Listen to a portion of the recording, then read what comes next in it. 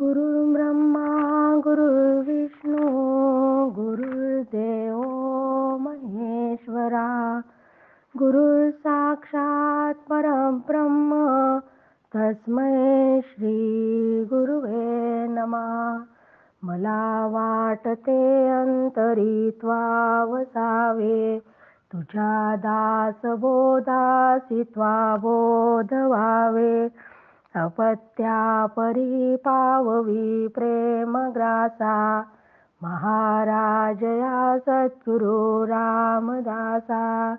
श्रीराम शुकासारिखे पूर्ण वैराग्य ज्याचे वशिष्ठा परिज्ञान योगेश्वराचे. कवी वाल्मिका सारिका मान्य ऐसा नमस्कार माझा सद्गुरु रामदासा. जय जय रघुवीर समर्थ. सद्गुरु प्रल्हाद महाराज डॉक्टर काका व आदरणीय मंदाताईंना नमस्कार करते. जयश्रीताईंनाही नमस्कार करते. दासबोध अभ्यास वर्गासाठी जमलेल्या तुम्हा सर्व श्रोत्यांना वंदन करते. आज दशक 9 समास 8 देहांत निरूपण. मागच्या समासात ज्ञानाने मोक्ष प्राप्त होतो त्याला पुन्हा जन्माला यावे लागत नाही, तर अज्ञानी स्वतःच्या भ्रामक कल्पनेने स्वतःला बंधनात अडकवून ठेवतो, त्यामुळे त्याला पुन्हा पुन्हा जन्माला यावे लागत नाही हे पाहिले होते. या समासात देहांत झालेल्या बद्धाला पुनर्जन्म कसा मिळतो, एकदा मरण आले की तो पुन्हा जन्माला येण्यासारखे काय उरते हे सांगितले आहे. आपल्यालाही मनुष्य मरतो म्हणजे काय होते, तो कसा पुन्हा जन्माला येतो, म्हणजे जन्म मरणाबद्दल अनेक प्रश्न शंका मनात असतात. तसेच या श्रोत्यालाही प्रश्न पडला आहे. ज्ञाता सुटला ज्ञानमते परंतु जन्म कैसा बद्धाते. बद्धाचे काय जन्मते अंतकाळी श्रीराम. बद्ध प्राणी मरून गेले तेथे काहीच नाही उरले. जाणीवेचे विस्मरण झाले मरणापूर्वी श्रीराम. ऐसी घेतली आशंका याचे उत्तर ऐका. आता दुष्टित होऊ नका म्हणे वक्ता श्रीराम. ज्ञानाने ज्ञाता मुक्त होतो, पण जो अज्ञानी म्हणजे बद्ध आहे त्या बद्धाचा अंत झाल्यावर त्याला पुन्हा जन्म मिळतो. म्हणजे नेमके काय जन्माला येते. बद्ध प्राणी मेल्यानंतर काहीच उरत नाही. मरणापूर्वी त्याच्या अंतःकरणातील जाणीव नष्ट होते. ती जाणीव विस्मरणात जाते. म्हणजे विस्मरण हेच मरण होय. याचे उत्तर समर्थ 4थ्या ओवीत देत आहे. पंच प्राणे स्थळे सोडती प्राणरूप वासना वृत्ती. वासना मिश्रित प्राण जाती देह सोडून या श्रीराम. जीव पंचमहाभूतांपासून निर्माण होतो. या जीवात 5 प्राण सतत कार्य करत असतात. हे 5 प्राण म्हणजे व्यान समान उदान अपान व प्राण ही होत. जीवाला मरण येते तेव्हा हे 5ही प्राण आपापले स्थान सोडून देतात. हा प्राण वायू मिश्रित आहे. त्या वायूबरोबर वासना कायम असते. प्राणरूप वासना जीवाला मरण येते तेव्हा उदान वायू सोबत देहाबाहेर पडते. हा वासनारूप प्राण अत्यंत सूक्ष्म असतो. तो कधीही डोळ्यांना दिसत नाही. डॉक्टर, वैज्ञानिक यांनाही तो कधीच दिसत नाही. हा असा वायू ज्या वेळेस हा वायू हवेत वाहत असतो तेव्हा तो पंचमहाभूतांना घेऊन वाहत असतो. पंचीकरणाच्या अभ्यासाने हे लक्षात येते की पंचमहाभूते स्वतंत्र असले तरी प्रत्येक महाभूतात इतर महाभूते असतातच. त्याशिवाय ते कार्य करू शकत नाही. समजा पंचमहाभूतांपैकी आता आपण वायूचाच विचार करतो आहे, तर वायूमध्ये इतर 4 महाभूतांचा समावेश आहे याची प्रचिती आपल्याला रोज येते. जेव्हा हवेत वायू वाहत असतो तेव्हा 2 घरे सोडून माझ्या मैत्रिणीच्या घराच्या अंगणात रातराणीचे झाड आहे, तेव्हा त्या रातराणीच्या झाडाचा सुगंध माझ्या अंगणात मी उभी असताना मला येतो, म्हणजे वाऱ्याबरोबर तो सुगंध मला येतो. मग गंध हा मातीचा गुण आहे आणि हा पृथ्वीचा गुण वायू आपल्या सोबत म्हणजे पृथ्वीचा गुण वाऱ्याच्या सोबत तो घेऊन येतो. उन्हाळ्यात वाऱ्यातील गरमपणा आपल्याला जाणवतो तो अग्नीचा, तर सध्या थंडी आहे तेव्हा अंगणात गारवा जाणवतो तो जलाचा, म्हणजे वारा घन पदार्थांना वाहून नेतो. असा सुगंध दुर्गंध या सर्वांना घेऊन वारा वाहत असतो. सूक्ष्मातील सूक्ष्म गोष्टी वाऱ्याबरोबर वाहतात. आपल्या शरीरातील प्राण हा देखील वायूच आहे. प्राणादी 5 प्राण जेव्हा शरीरातून आपापल्या कार्यक्षेत्रातून निघून जातात, म्हणजे शरीरातील प्राणवायू सूत्रवायूमध्ये विलीन होतो. यातील उदान या प्राणावर सूक्ष्म वासना वृत्ती आरूढ होते व ती देह सोडून जाते, तेव्हा जीवाला मरण येते. वासना प्राणाला धरूनच असते, तीही प्राणाबरोबर जाते. वायू सरिसा वासना गेली, तो वायो रूपेची राहिली, पुन्हा जन्म घेऊन आली, हे तू परतवे श्रीराम. वायू बरोबर गेलेली वासना वायू रूपाने राहून त्या जीवाच्या संचितानुसार पुन्हा नव्या देहात प्रवेश करते. ही वासना जेव्हा मरणकाळी शरीर सोडते तेव्हा तिच्या वासनानुसार ती तसा देह मिळेपर्यंत फिरतच असते. निश्चित कालावधीनंतर ती पुन्हा एखाद्या शरीरात प्रवेश करते, तेव्हा वासनेनुसार पुन्हा जन्म मिळतो. जीव सतत काही ना काही कर्म करत असतो. कशाची न कशाची सतत इच्छा कामना तो उराशी बाळगत असतो. त्याची इच्छा पूर्ण झाली नाही तर तो पुढच्या जन्मात ती इच्छा पूर्ण व्हावी अशी अपेक्षाही करतो. ही अपूर्ण इच्छाच वासना रूपाने शिल्लक राहते. ती वासनाच पुनर्जन्माला कारण होते. म्हणून प्राण सोडत असताना जीव कोणता हेतू मनात ठेवतो, आयुष्यभर तो कसे कर्म करतो याला अत्यंत महत्त्व आहे. कितीही छोटी वासना असली तरी ती पूर्ण झाली नसेल तर ती पूर्ण होण्यासाठी जन्म घ्यावाच लागतो.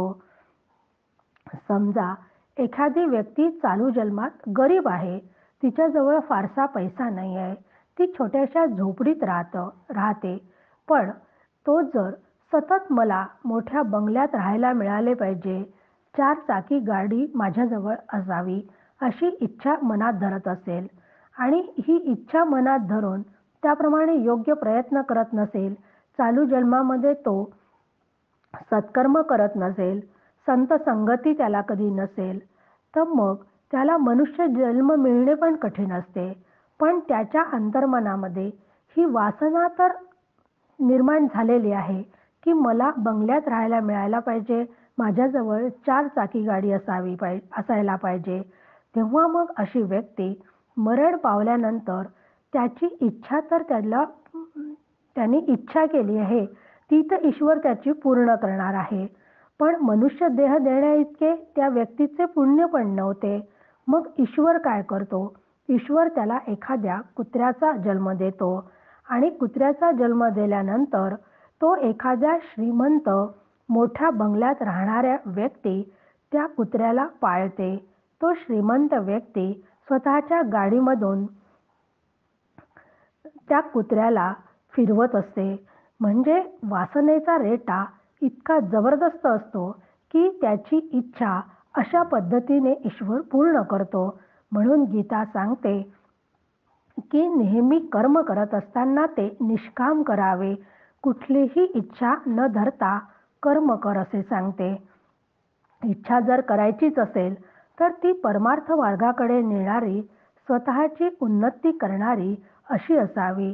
त्यासाठी चालू जन्मात सतत संत विचार, शास्त्र विचारांवर ती आरूढ असावी. तर ती वासना पुन्हा जन्म घ्यायची वेळ आली असेल तर ती सत्वगुणी कुळात तो माणूस जन्माला येतो. कारण वासना जीवाला त्याच्या संचितानुसार फळ देते. म्हणून साधकाने क्रियमान कर्म असेच करावे की त्यामुळे वासना शिल्लक राहणार नाही. मग वासनाच जर नसेल तर संचित व प्रारब्ध कर्म भोगण्याचा प्रश्नच उद्भवत नाही. वासना वायुरूप असून तीच पुन्हा जन्माला घालते, हे साधकाने लक्षात घ्यावे. आता 6 ते 10 या ओव्यांमध्ये समर्थ आपल्याला व्यवहारामध्ये बऱ्याच वेळा मेलेला माणूस जिवंत होतो हे सांगितलेले आहे. कित्येक प्राणी निशेष मरती, पुन्हा मागुते जीव येती. ढकलून दिले तेने दुखती, हस्तपादाधिक श्रीराम. सर्पदृष्टी झाली यावरी, ती दिवसा उठवी धन्वंतरी. तेव्हा ते माघारी, वासना येते की श्रीराम. कित्येक सेवे होऊन पडती, कित्येक तयास उठविती. हेमलोकी हुनी आणती, माघारे प्राणी श्रीराम. कित्येक पूर्वी श्रापिले, ते शापे देह पावले. उश्राप काळी पुन्हा आले, पूर्वदेही श्रीराम. कित्येकी बहु जन्म घेतले, कित्येक परकाया प्रवेशले. ऐसे आले आणि गेले, बहुत लोक श्रीराम. बऱ्याच वेळा वैद्यकीय तपासणी झाल्यानंतरही डॉक्टर मृत्यू झाल्याचे घोषित करतात, पण त्या थोड्या वेळाने पाहिले तर तो मृत्यू पावलेला पुन्हा जिवंत होतो, असं बऱ्याच वेळा आढळून येते. सर्पदंशाने मेलेल्या माणसालाही पुन्हा धन्वंतरी जिवंत करतो. कित्येक दिवस पडलेली प्रेते चांगदेवांसारखे योगी उठवतो. यमलोकातून त्यांच्या वासना व जीव परत घेऊन येतो. पौराणिक कथांमध्ये शापाने दगड झालेली अहिल्या पुन्हा उश्चापाने पहिल्या देहात आली. बहिणाबाईंसारख्यांना मागचे जन्म आठवतात, तर आद्य शंकराचार्यांसारखे परकाया प्रवेश करतात व पुन्हा स्वतःच्या शरीरात येतात. समर्थ रामदास स्वामी, ज्ञानेश्वर महाराज यांच्यासारख्या संतांनी मृत पावलेल्या व्यक्तीला जिवंत केल्याची उदाहरणे आहेत. या सर्व उदाहरणावरून वासना वायुरूप असते व ती पुन्हा जन्म घेते असे सांगितले आहे. मृत्यूच्या वेळी शेवटचा श्वास सोडताना प्राण बाहेर पडताच त्याचे रूपांतर दुसऱ्या देहाने जन्मणाऱ्या प्राणात होते. म्हणून वायुरूप वासना जन्माला येते. मनात कित्येक आशा आकांक्षा उराशी बाळगून मनुष्य असतो. त्यातील प्रबळ व अपूर्ण राहिलेल्या वासना रूपाने स्थिर होतात. ही वासनाच जाणवत नसली तरी ती नक्की आहे हे मात्र निश्चित समजावे. डॉक्टर स्टीव्हन्सन या ख्यातनाम अमेरिकन शास्त्रज्ञाने पुनर्जन्म होतो हे सप्रयोग सिद्ध केले आहे व त्याला तेथील विद्यापीठाने मान्यता दिली आहे. यावरून वासना पुन्हा जन्म घेते हे सगळे सिद्धच होते. वासना जाणीचे जाणीव हेत, जाणीव मुळींचा मूळतंत. मूळ मायेत से मिश्रित, कारण रूपे श्रीराम. कारण रूप आहे ब्रह्मांडी, कार्यरूपे वर्ते पिंडी. अनुमानिता तातडी, अनुमानेन श्रीराम. अंतःकरणामधील जाणीव ही वासनेला जन्म देते. इच्छेसहित असलेल्या जाणीवेलाच वासना म्हणतात. अंतःकरण हा मूळ मायेचा प्रांत आहे आणि मूळ मायेत अंतःकरण कारण रूपाने मिसळून राहते. या अंतःकरणात जी जाणीव आहे तीच कारण रूपाने ब्रह्मांडात व कार्यरूपाने पिंडात राहते. पण याविषयी अत्यंत शांतपणाने विचार करावा लागतो, त्याशिवाय तिचे स्वरूप कळत नाही. ब्रह्माला जेव्हा एकोहम असं स्फुरण झाले, तीच जाणीव म्हणजे तीच मूळ माया आहे आणि मूळ मायाच ब्रह्मांडाचे कारण आहे. नंतर या कारणातूनच जीवसृष्टी म्हणजे कारणातूनच जीवसृष्टी निर्माण झाली म्हणून ती कार्य आहे. कारण असल्याशिवाय कार्य घडतच नाही. ब्रह्मांड हे कारण आहे म्हणूनच जगत कार्य घडू शकते. परंतु आहे सूक्ष्मरूप जैसे वायूचे स्वरूप, सकळ देव वायुरूप आणि भूतसृष्टी श्रीराम. अशी ही कारण असलेली जाणीव अत्यंत सूक्ष्म आहे. जसा वायू सूक्ष्म तशीच जाणीवही सूक्ष्म आहे. सर्व देव व पिशाच्य सृष्टी वायुरूप आहे. आपण पौराणिक कथामध्ये ऐकतो, पाहतो, टीव्हीवर पाहतो की सर्व देव सूक्ष्म देहाने वायुरूप असल्यामुळे ते क्षणात येथे तर क्षणात तेथे असतात. वायूच्या शक्तीमुळेच ते शक्य होते. वायोमध्ये विकारणाना वायो तरी पाहता दिसेना, तैसी जाणीव वासना अति सूक्ष्म श्रीराम. की या वायूमध्ये अनेक प्रकारचे भेद दिसतात. उदाहरणार्थ वायू एकच आहे, पण तो पंचप्राणाच्या रूपाने त्यात आपल्याला भेद दिसतो. प्राण, अपान, व्यान, समान, उदान अशा 5 प्रकाराने त्या वायूचे कार्य चालते. म्हणून तो वेगळा वाटतो, कारण कार्यानुसार त्याला केवळ वेगवेगळी नावे दिलेली आहेत. म्हणून पाहतो म्हटलं असा वायू पाहतो म्हटलं तर वायू डोळ्यांना दिसत नाही. त्याचप्रमाणे जाणीव व वासना सुद्धा अतिसूक्ष्म असल्याने ती दिसत नाही. त्रिगुणाणी पंचभूते हे वायोमध्ये मिश्रिते, अनुमानेना म्हणून त्याचे मिथ्या म्हणू नये श्रीराम.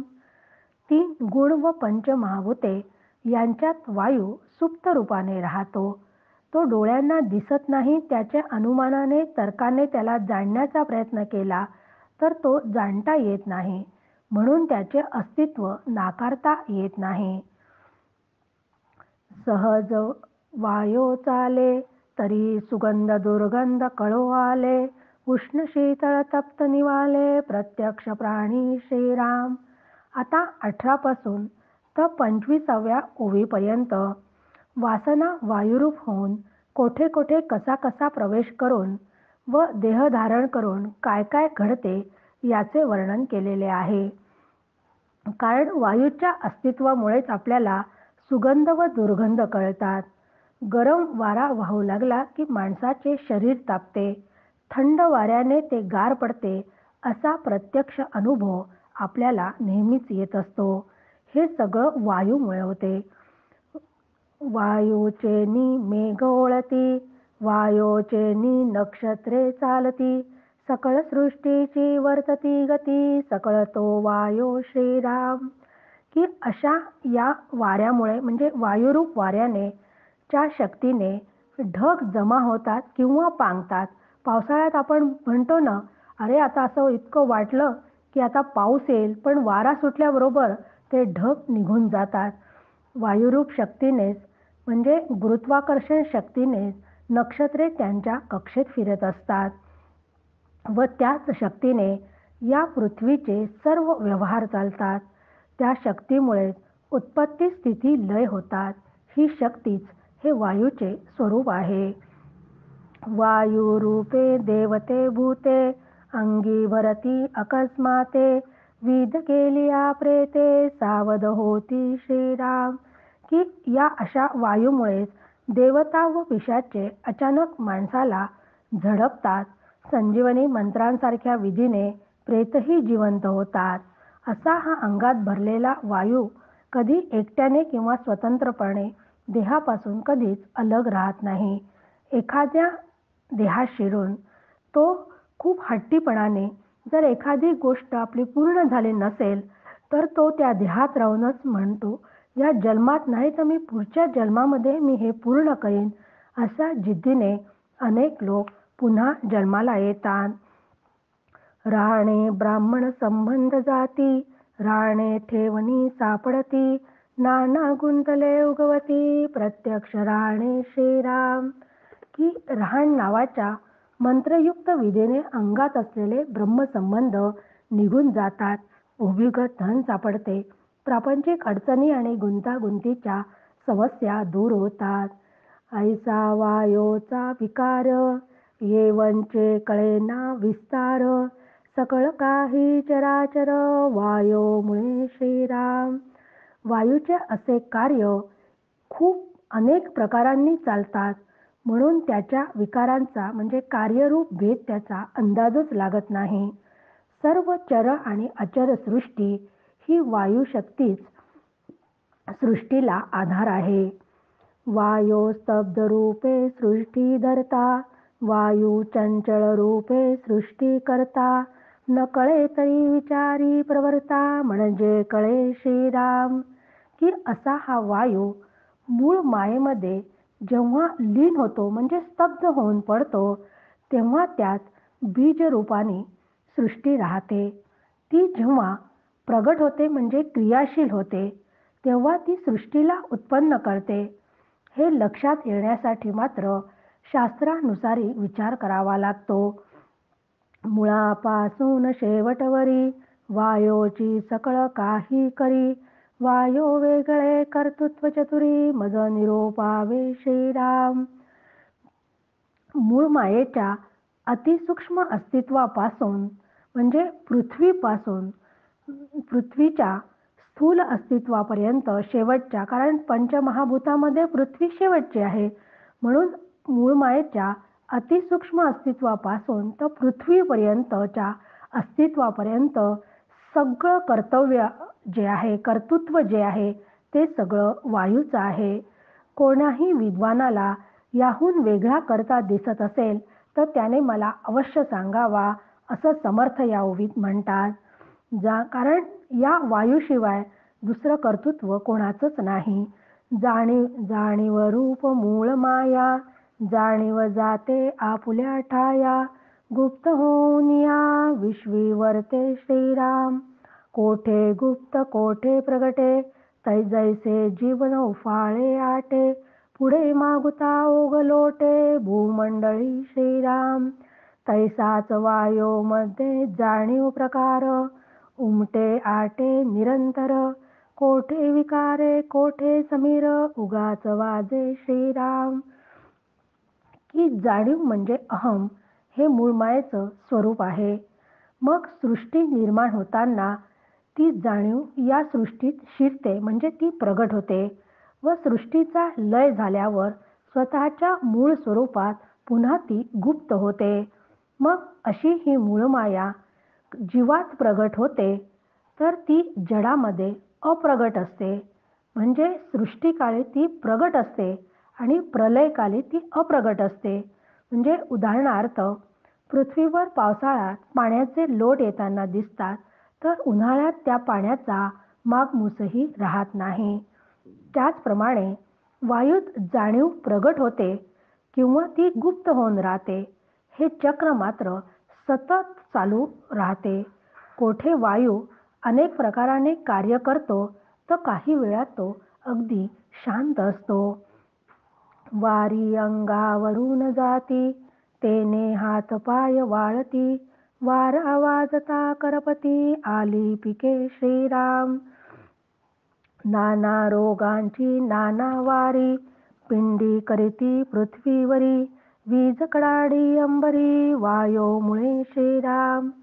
की जेव्हा माणसाच्या अंगावरून वारे गेले असं म्हणतो, तेव्हा त्याला अर्धांगवायू होतो, तेव्हा वारे गेले असं म्हणतो. हे वायूमुळेच होतं. म्हणजे त्या अर्धांगवायूमुळे पाय हात निष्क्रिय होतात. भयंकर वादळ झाले की उभी पिके आडवी होऊन सगळी झाडे वाळून जातात. आत्ताच आपण जेव्हा ते गुलाब वारा आला होता, तेव्हा पाहिलं की सगळीकडे किती नुकसान झालेलं आहे. अशा प्रत्येक रोगाचे एक वारे असते आणि असे अनेक रोगांची अनेक वारे पृथ्वीवर जीवांना यातना देत असतात. आताच आपण उदाहरणही पाहिलंय की या वायूमुळे म्हणजे कोरोनाचा जो प्रकार आहे हा सगळा वायूमुळेच झालेला आहे. त्याचा अनुभव आपण सध्या घेत आहोत. आकाशात वीज कडाडते ती सुद्धा या वायुरूप शक्तीमुळेच होते. म्हणजे अनेक प्रकारचे रोगही होतात हे सुद्धा या वायूमुळेच होतात. वायो करिता रागोद्वार, कळे ओळखीचा निर्धार, दीप लागे मेघ पडे हा चमत्कार, रागाद्वारी श्रीराम. की गायकाच्या स्वरयंत्रातील प्राणशक्तीमुळेच वायूमुळेच निरनिराळे राग आळवले जातात. गायक ते गात असतात. त्याची ओळखही आपल्याला पटते. कारण दीपरागाने दिवे लागणे, मेघमल्हाराने पाऊस पडणे असे सगळे चमत्कार या वायूच्या कर्तृत्वामुळेच घडतात. वायो फुंकिता फुळी पडते, वायू फुंकिता खांडके करपती, वायो करिता चालती नाना मंत्र श्रीराम. की तळहातावरील अंगारा फुंकला की समोरच्या माणसाला संभ्रम निर्माण होतो असे आपण काही प्रयोग पाहिलेले असतात. कारण जे काही अंधश्रद्धेवाले असतात त्यांचे हे प्रकार असतात की कुठे अंगारा फुंकला आहे आणि त्या माणसाला बरं केलं आहे. पण हे सगळं ती जी फुंकर आहे ती फुंकर सुद्धा वायूमुळेच होते. फुंकर घातल्याने जर आपल्याला जखम झाली असेल, एखादा फोड असेल आणि तिथं जर आग होत असेल तर त्यावर फुंकर घातली की आपल्याला थोडासा थंडावा मिळतो. मग हे सुद्धा ते वायूमुळेच घडते. आणि अनेक मंत्रांमध्ये सामर्थ्य निर्माण करण्याची किमया सुद्धा वायूमुळेच होते. मंत्र देव प्रगटती, मंत्रे भूते अखरकिती, बाजीगरी ओडंबरी करीती मंत्र सामर्थ्ये श्रीराम. सामर्थ्यानेच देव प्रगट होतात. पिशाच्याने घाबरून झपाटलेल्याचा देह सोडतात व निरनिराळे चमत्कार होताना आपल्याला दिसतात. कारण मंत्रांमुळेच आपण करणी वगैरे झालेले सुद्धा काढण्याचा जो प्रकार आहे तो मंत्रांमुळेच होतो. राक्षसांसारखे काही लोक असतात की संमोहन करून माणसाला भुरळ पाडतात. ती अशी शक्ती राक्षसांजवळ असते. ती माईक विद्या देवदिकांनाही कळत नाही. ती विद्येचे सामर्थ्य ज्या मंत्रामध्ये आहे तो मंत्र सुद्धा वायुरूपच असतो. धडासी पिसे करावे, पिसेचे उमजवावे, नाना विकारे सांगावे किती म्हणोनी श्रीराम.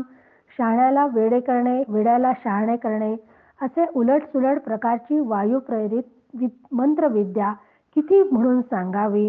कारण अशा मंत्राच्या मदतीनेच देव लढतात. ऋषींना त्यांच्या मंत्र सामर्थ्यांचा अभिमान असतो. असा हा वायूच्या आधाराने राहणाऱ्या मंत्राचा महिमा किती सांगावा.